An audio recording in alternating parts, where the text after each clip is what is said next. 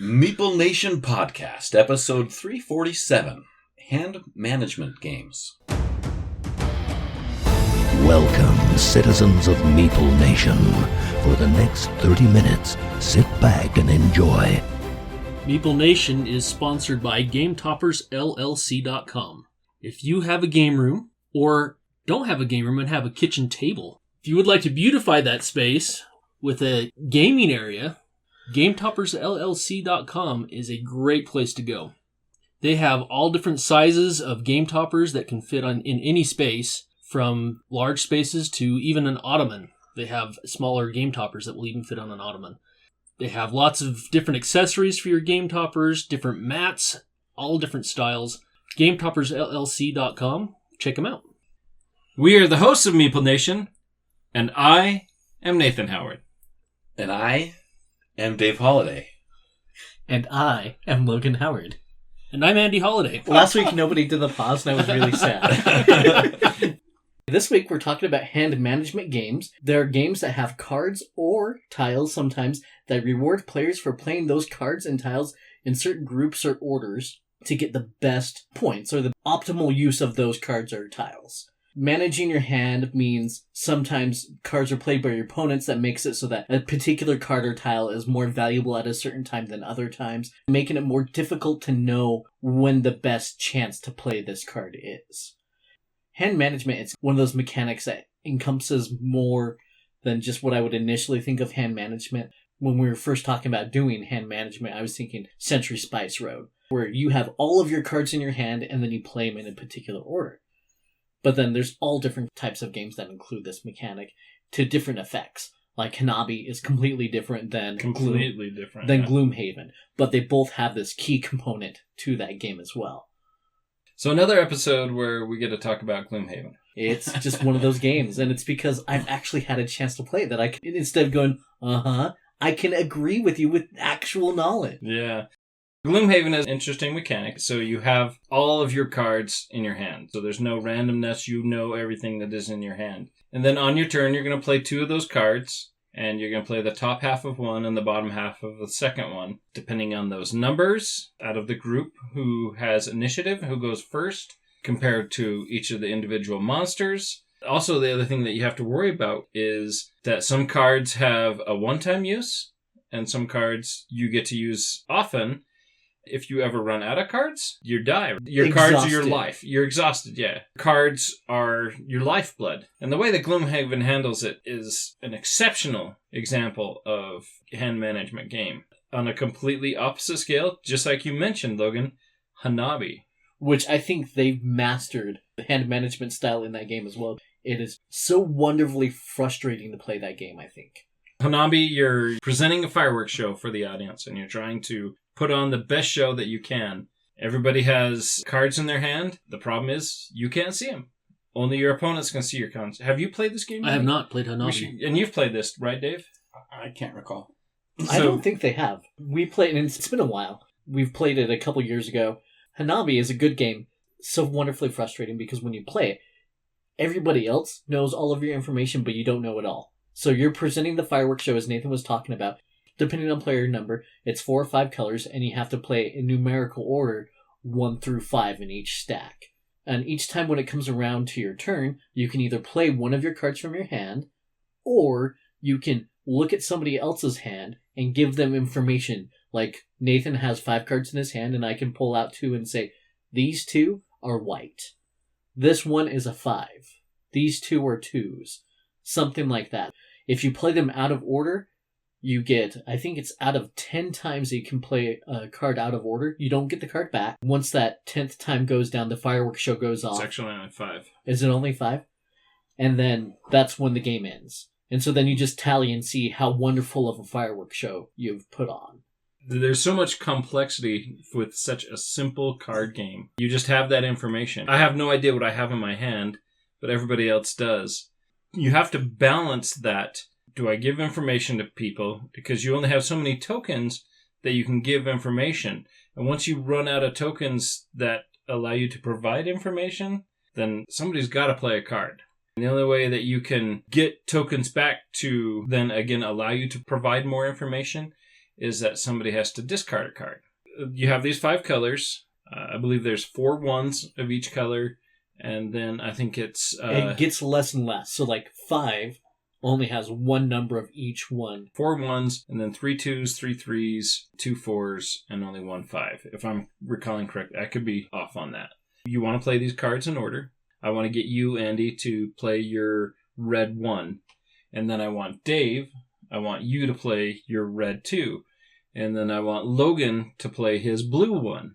Try to get that information that's all out there. If Logan has 4 ones and only one of those is blue, if I give him information to say, okay, these are all 1s, it doesn't help him very much because he's like, okay, I need to play one of these. So he could play 1. He's like, oh, hey, I got 3 more. On his next turn, I'm going to play another one.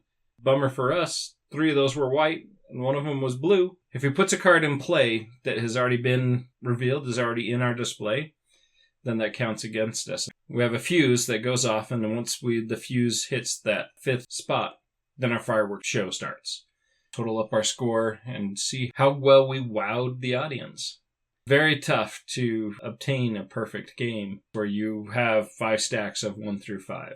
As we give information to the other player, they have to remember what order was these first 2 cards and this 4th one are blue. That's great. 2 rounds later, I'm told the one over here is a 4 or something, and so I have to keep this in my head as I have them in my hand because I can't ask for the information again. It's a wonderfully complicated game. I'm pretty sure I did play that online early in the Yeah. shutdown pandemic. I think we played it. Playing it online almost includes a little bit of a cheat, because exactly like what Logan was saying, is when you're playing it online, the computer will remember that information that Right. you've been given. Whereas where you're playing it in person, you can't really get that reminder and say, hey, now what were these cards again? What was this again? You have to do your best to remember that. Those 2 are great games that are on far different spectrums of that hand management mechanic. There's a long list on BGG of games that include this. Another popular game is Terraforming Mars. You're going to be drafting those cards. You have to judge and build up when you're going to play those cards. Do I need to have more power tags, or do I need to have more science tags play in my play area before I can play this card? Or am I going to play this card, doesn't give me any benefit now, but is going to give me a benefit later when I can play an additional card that goes off those tags or goes off those abilities that are on that card? Terraforming Mars is a great hand management game. A wide breadth of cards and tools to play that you want to make sure that you're playing those cards in the proper order that benefits you most. Ton of cards. Especially if you have all the expansions. A ton of cards. Yeah. So this is probably one of my favorite mechanics. Anybody that plays with me knows if there's cards involved, I want more cards, right? Yep. We could have named this episode Games That Dave Likes. This mechanic is one that I really, really enjoy.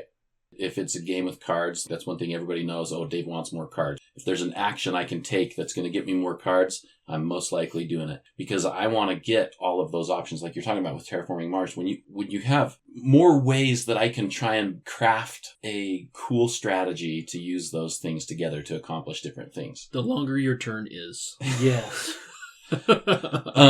So that makes Terraforming Mars super great. That's one of the reasons I love that so much. Agricola, it incorporates the same thing, right? But in a different way. But in a completely different way. And completely different. The timetable and when you're going to play these cards and everything else can completely make it totally, totally different. And this is one of the reasons that I am no good at Agricola. My fascination of the cards is I'm always wanting to craft something out of these cards. To maximize it. To come up with something that's unique, something that's different, right? That's like, oh, I wouldn't have thought of that maybe. In Agricola, you can't really focus. They're a minor part generally. But for me, I can't do that. They're a major part of my enjoyment in that game. And so I quite often will not do very well in that game because I forget about all of the other things that I need to be doing to score points because I'm trying to craft this cool thing. And now that we keep talking about games and games coming up, the more I agree with you, Ann. We should have just titled this episode Dave's Games. We look at games like Dominion. Yes. Dave, the way you maximize your turn is almost painful to play with. It's impressive to watch, not fun to experience on the other side of the table. That's actually a pretty correct statement to to describe it. I mean, especially on those action cards that will give you more actions. You're all over those, and cards that'll give you card draws. Doing all of that to maximize so you can get everything into your hand, so you can play everything in your hand.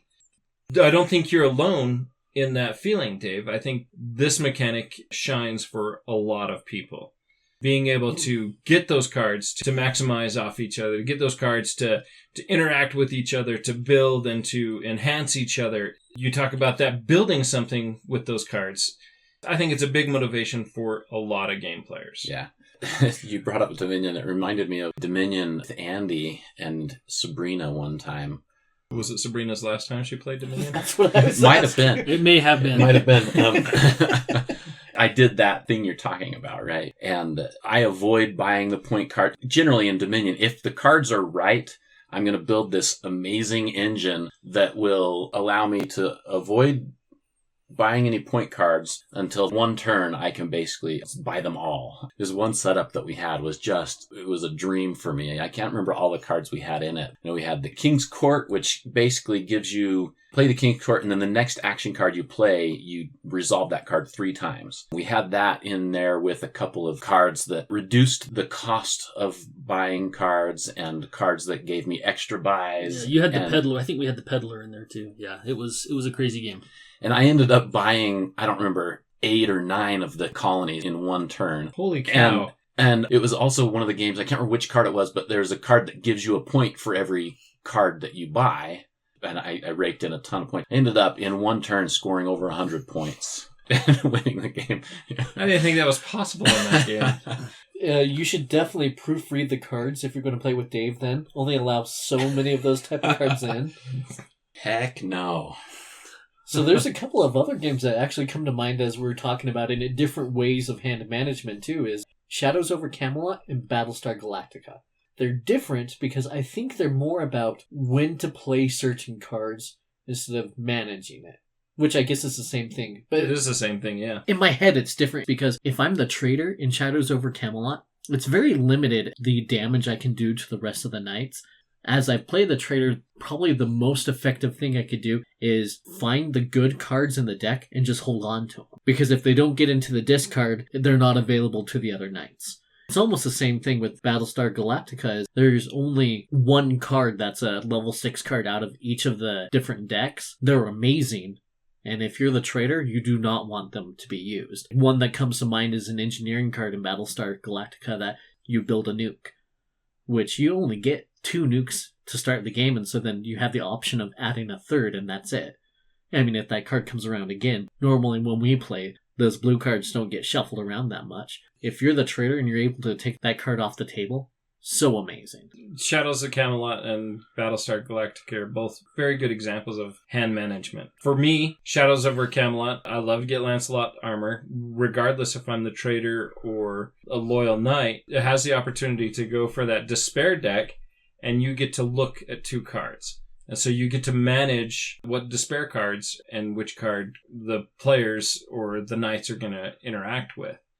And so if you're the trader, you get the opportunity to taint that one way and try to bluff that it was lesser of 2 evils. Or if you're a loyal knight, you have that same opportunity to provide the lesser of 2 evils. The catch with that is, regardless of what you do, everybody thinks you're the trader. So it's the same thing in Battlestar Galactica. Not everybody thinks you're a trader when you play this, but if you're the admiral, you get to choose how far you jump and how much fuel you use. So if I'm a trader and I'm an admiral, I really like that combination. I can choose whatever consumes the most amount of fuel for the least distance traveled, because that's one of the hardest resources to increase. Because I know that'll be the hardest for the human players to actually get where they're going. But it's the same thing with when you play the president or you have any of the titles in that game. You're able to control just a little bit more. And it's not necessarily managing the cards in your hand. It's managing what people experience. Like, you really didn't want to see the other card. You kind of have that way to guide and direct the game, right? I guess for me, that's something that I really thrive on in hidden role games. You have that ability to guide the game this way or guide it that way. that wouldn't necessarily be there if it wasn't a hidden role game, or you wouldn't be there if you didn't have that opportunity to alter some of those cards. Similar to that, you look at Dead of Winter. Dead of Winter is mostly a cooperative game, but you do have the opportunity to have that trader that's in there. However, every player has a personal goal, and each one of those personal goals requires that player to hoard a certain item, which gives them that feel of, I'm a trader or whatever, which puts that doubt in the other player's minds. But you want to be able to win the game, but at the same point, if you don't complete your personal goal, doesn't matter if the group wins the game, if you don't complete your personal goal, then you don't win. Dead of Winter does a really good job of incorporating those personal goals as well as including that in a trader element game. So one game that actually isn't on our list, but I thought of it as we were talking here, is an old game, Acquire. So Acquire is a game where you are creating companies and purchasing stocks in companies, and those stocks are cards that go into your hand. And when a company merges, whoever merges that company, it's the same size you get to choose. If it's a smaller company, it gets absorbed into the larger company. And then you get to decide what you're going to do with those cards in your hand. You can sell the stocks for what they're worth, depending on the size of the company when it was absorbed. You can hold on to them for a later round. Or you can trade them in 2-for-1 for the larger company. My wife and I have played this game a lot together. A great game is a 2-player game. Almost always comes down to hand management, deciding what to do with those cards when things merge. Because you don't know when things are going to merge because you're pulling out tiles random. You have 6 tiles in your hand at a time, managing those as well. Sometimes you can manage when things are going to merge and when they're not. Sometimes you want something to grow a little bit more because you have more stocks in it, especially if it's getting to the end of the game. But if you have a lot of stock in a smaller company, sometimes that can be hugely beneficial than the person that has a lot of stock in the larger company because they're out of cash. And you can sell all of those stocks that you have. Boom, you have all that cash. A game that I've had for a long time and have played quite a few times, Acquire comes to my mind as a really unique. There's not a lot of games anymore that have this mechanic that really use this mechanic like Acquire does. There's actually quite a few that are out there, but a lot of them fall off my radar. But a game like Great Western Trail, where you have that opportunity trying to manage the cattle that you have in your hand. Once you reach Kansas City, you want to have different cattle in your hand, because the more variety of cattle that you're taking to Kansas City to sell allows you to earn more income, which will give you a huge benefit once you return back to the start, begin to herd cattle again. And other games, there's... Before you continue on from Great Western Trail, the other portion of it too is that you want those cards, but then there's different abilities on the board that say okay, if you go to this location, discard a white cow. Well, that's great. You want to make sure you hit that spot if you have 2 white cows in your hand. But then there's the viable strategy going towards victory points of having those high point cows in your deck. You want to also balance it that you're buying those high point cows, but having an increased variety. That way, when you go towards Kansas City, is have the most variety in there. So it's a little bit of management of building your deck to get to your hand of the highest variety of cattle to do that as well. So you're able to manage your hand and deck quite a few ways in that game, actually. The board goes hand in hand with managing the deck and manipulating what you have in your hand. And being able to scrap some cards because there's ways to whittle it down your... That's just it. Do you cull the cards that will feed the abilities on the board on the different locations on the board? You mentioned discard a white cow to gain a certain benefit on the board. Do you want to cull that card to make your hand a little bit better, maybe when you get to Kansas City, or do you want to hold on to it so that you can fuel that ability on the board? That is a great example of hand management. Not to mention, we talked about tiles. There are also with your buildings in that game as well. Putting the buildings on the board. Which ones do you want to upgrade? So there's a little bit of tile management and card hand management in that game. And going right along with that, you have the game Tesoro. You have that option. You have 2 tiles that are in your hand, and you're going to add 1 tile onto the board, and then the other tile is going to remain in your hand. Similar to Love Letter, where you have a card in your hand, you're going to draw a card, and then you have to compare which one you're going to play. Tesoro, you're playing and you're moving your token along the track. You're trying to force your opponents from the board. And in Love Letter, you're trying to make sure that your letter gets to the princess. Both of those have that management of just 2 cards. You also revert to other drafting games like 7 Wonders, Fairy Tale, Sushi Go. You're managing different hand each time it comes to you. You're drafting 1 card out of that hand that you received from someone else. that changes each time you're drafting a card. Depending on the number of players, I mean, if you're playing with a lower amount of people, then you know some of those cards are going to come back to you. Whereas in Seven Wonders, where you're usually playing with more people, those games, sometimes you're drafting, sometimes you're going to see those cards come back around, and sometimes it is just a one-time option that you're looking at that set of cards to take those. Great opportunities to find that information. Like you were mentioning, like with Seven Wonders with the drafting, it's the same thing with Isle of Cats or Bunny Kingdom, is you get these cards that you draft every single round. Which one do I keep? It's not necessarily a hand, but it's trying to balance what you think you can accomplish and what you want somebody else not to accomplish. So another hand management game is one of Dave's favorite games, which is Nightfall. Ooh, say it again. Say it again. So Nightfall, your cards will chain off of each other. A moon that is a certain color and then a smaller moon of a different color. Or sometimes it's the same color even. You can chain a card based on the smaller moon. And not only can you chain a card, you can chain a card from another players. You can chain cards and play them when it's not even your turn. What you're purchasing, you want to try to get combination when you get these cards in your hand that you're going to be able to create a chain and get as many cards in play as possible. That's how you get cards. You can get one card that you can play for free. Anything else, you have to be able to chain that. So you want to get a good chain working for you, but if you can really get something going, you need to pay attention to what the other players are playing.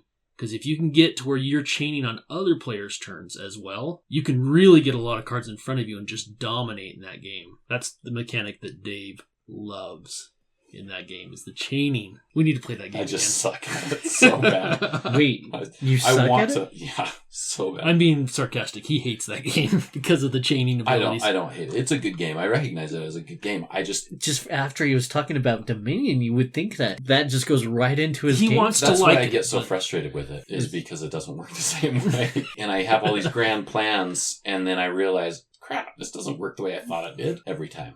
Games like The Quest for El Dorado. I really enjoy this game. You're on a race to try to get to the city of El Dorado. You have to manage which cards that you have in your hand to go across certain terrain. Looking forward, you see the map and you know which type of terrain that you're going to be crossing later. So if you're going to be crossing jungle, desert, you need to plan for that. Do you need boats, or do you need cards that will allow you to cross water? You want to have to plan for that as you go to the market to buy cards. You want to make sure that you're planning for cards that are in the future, but you also want to make sure you're planning for cards that are going to help you presently. Quest for El Dorado, I think, is a really good game that combines these mechanics very well. It's a little frustrating of a game, too, because you get kind of stuck. Am I going to go the more annoying way, but less traveled? You get bottlenecked in that game. Impassable territory, like the mountains, that you have to pass through the canyon. When you bottleneck, you can't stay on the same hex as somebody else, and so you can get stuck way behind, even though you have the extra movement points. Maybe it's worth going through the desert and getting those different cards that somebody else isn't going to go, so that way you're not stopped as often. Yeah, because that's frustrating to get stuck behind somebody. You were planning on a route to go, and they park right in front of you, and now all of a sudden, cards that you were going to use don't work for the path that you were going to take. Now you're forced to take a different path and not go as far, or get further, taking a longer route to get to the next platter. I just thought of a game that I don't think is on the list here, but I think it fits. Careless Magnus. It's not cards, it's not tiles, but the little cubes, the colors of the cubes. Hand management, yeah. You're absolutely managing those, and it's in a different way too. It's very unique because basically you get these colored cubes. Every turn you draw 3 more colored cubes. As you play these cubes, you have to decide, play them to the board, to a territory to add more of that color's influence to that territory, or you can add them to your player influence area. In there, you want to have more of a color than everybody else does. So if I have more yellow than everybody else does, any areas on the board that have yellow, I get more influence in that area. So when I move the king to that area, if I have more influence than everybody else, then that territory gets one of my pawns and I become kind of the ruler of that area. So it's unique because you've got to decide with these cubes, am I going to use this to strengthen my influence, or am I going to use this to add my influence to the board? Carlos Magnus is a great I love that classic game. Yeah. We've been playing Pandemic Legacy, which also has some hand management aspects to it. Very much so. In Pandemic, you can have up to 7 cards in your hand, and they are all city locations on the map. There's 4 diseases that are causing all sorts of mayhem over the world during this game. And this kind of goes with Pandemic Legacy or Pandemic. Each of the diseases has a color. So there's black, yellow, red, and blue. Obviously, there's black, yellow, red, and blue cards. You need to get 5 cards in your hand and spend an action to cure one of those diseases.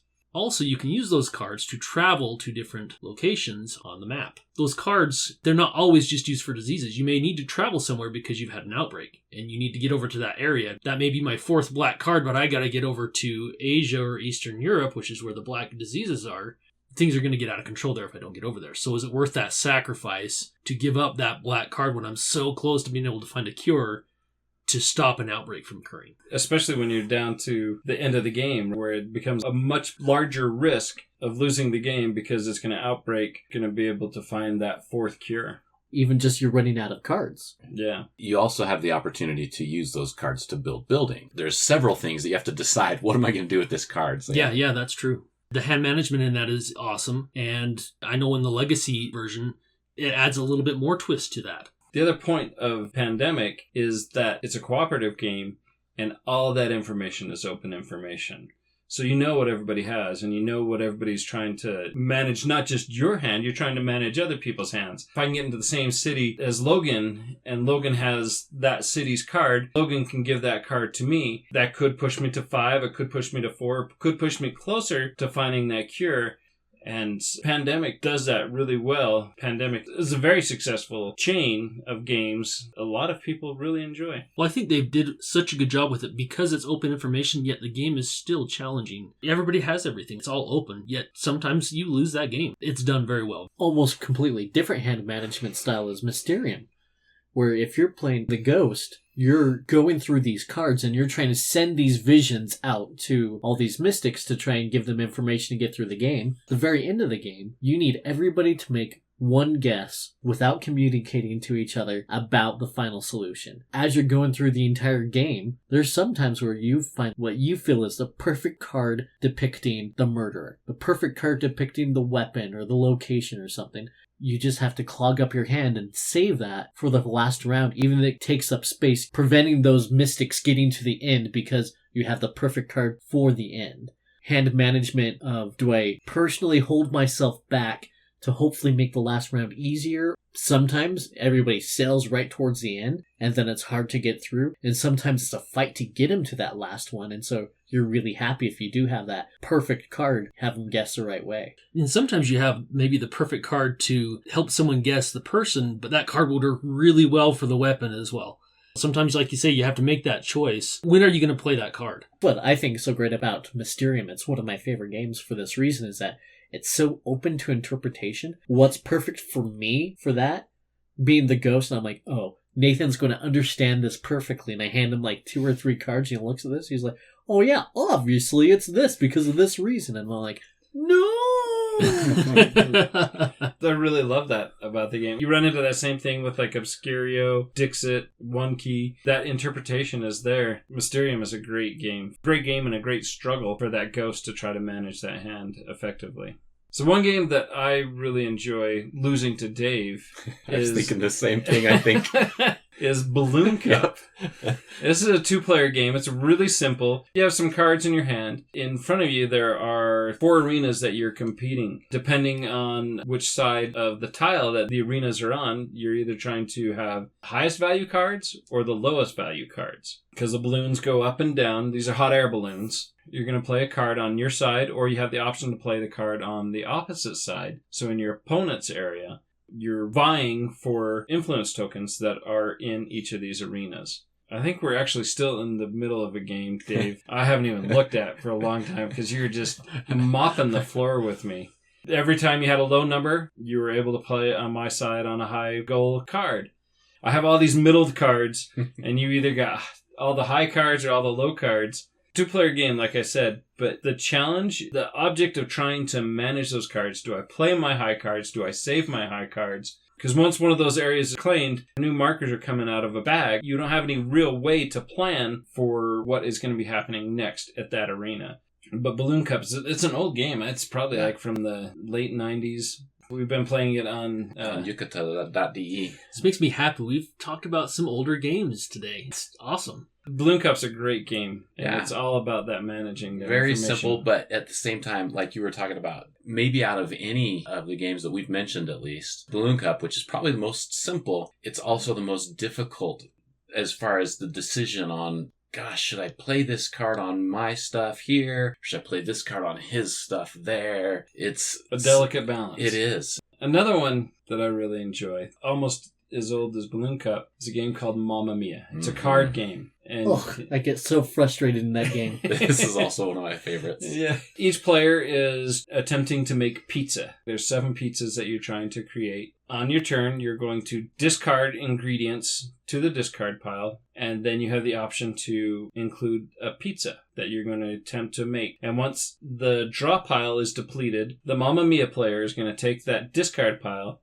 turn it upside down, and then begin to peel off cards one at a time and begin to sort them. They'll sort them into the ingredients: pineapple, peppers, mushrooms, pepperoni. Once a pizza order comes up, they're different colors, then the owner will look at what ingredients are available in the pool, and they can use those ingredients, and then they can supplement any cards that they may have in their hand.